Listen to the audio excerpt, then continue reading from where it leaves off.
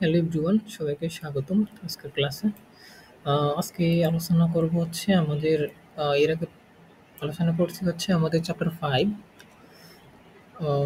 Part 2 part 1 দুটা শেষ হয়েছে। একটা হচ্ছে কাইটোডিওমাইসিটিস আর একটা হচ্ছে সিনকাইট্রিয়াম। তো হচ্ছে আমরা এই চ্যাপ্টারে অর্থাৎ এই ক্লাসে আলোচনা করব হচ্ছে অলপিডিয়াম।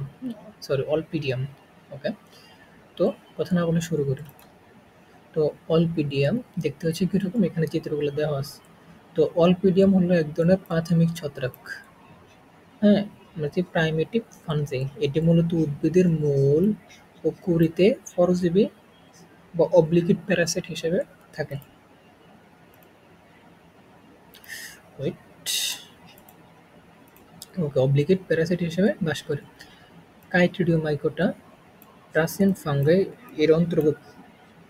কিছু প্রজাতি উদ্ভিদ ভাইরাসের ভেক্টর হিসেবে কাজ করে। ওকে, এরপর আমরা চলে যাব হচ্ছে অলিপিডিয়ামের শনাক্তকারী বৈশিষ্ট্য। হচ্ছে অঙ্কুশ দেহে। ওয়েট, আজানটা দিক।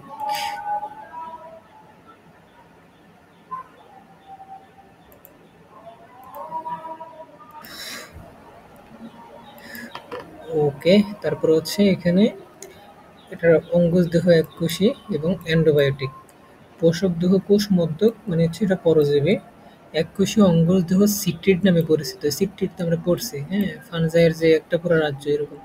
সিট্রিড কোষ দেহটি হলোকার্পিক আর এটা হচ্ছে মনোসেন্ট্রিক। মনো মানে একই, হলো মানে কি একটা স্পট থাকবে, ওটা হচ্ছে পুরাটা হচ্ছে প্রজননে অংশগ্রহণ করবে। আর সিট্রিড দেহ প্রোসেরাস উৎপন্ন করে না, সরাসরি হচ্ছে গ্যামেটেনজিয়াম বা স্পোরেনজিয়াম গঠন করে। আর এক ফ্লাজেলা বিশিষ্ট জোস্পোর দ্বারা অযৌন জনন ঘটে। ঠিক আছে, গ্যামেট এক ফ্লাজেলা বিশিষ্ট এবং আইসোগ্যামেট নামে পরিচিত যৌন জনন আইসোগ্যামিক পদ্ধতিতে ঘটে। এই ছিল হচ্ছে আমাদের অলিপিডিয়ামের বৈশিষ্ট্য। ঠিক আছে, এরপর হচ্ছে আমরা অলিপিডিয়ামের দৈহিক গঠনে যাব, তারপরে হচ্ছে এটা আমাদের শেষ। অর্থাৎ এই অলিপিডিয়াম থেকে যদি কোশ্চেন আসে, এই ঘুরে ফিরে এগুলোই আসে, বিগত সালে আসছে। ঠিক আছে, দৈহিক গঠনের ভিতরে অলিপিডিয়ামের ছত্রাকটি দেহটি সিনসিট্রিয়াম মতে এককোষী ইউনিসেল বা গোলাকার বা ডিম্বাকার থাকে। অলিপিডিয়াম সকল প্রজাতি হলোকার্পিক এবং সম্পূর্ণ অ্যান্ডোবায়োটিক, হ্যাঁ, অভ্যন্তরে থাকে। এরপর হচ্ছে অলিপিডিয়াম এর একটা সাধারণ কোষদেহ মনোসেন্ট্রিক, অর্থাৎ এর একটা কোষদেহ একটা মাত্র জননদেহ রিপ্রোডাক্টিভ বডি গঠন করে। এর কোষদেহ সিট্রিড বলা হয়। সিট্রিডের কেন্দ্রীয় স্থলে একটা মাত্র নিউক্লিয়াস থাকে। তবে অনেক সময় নিউক্লিয় বিভাজনের ফলে ক্ষণিকের জন্য অস্থায়ী বহু নিউক্লিয় দশার মাল্টিনিউক্লিয়েট ফেজ আবির্ভাব ঘটে।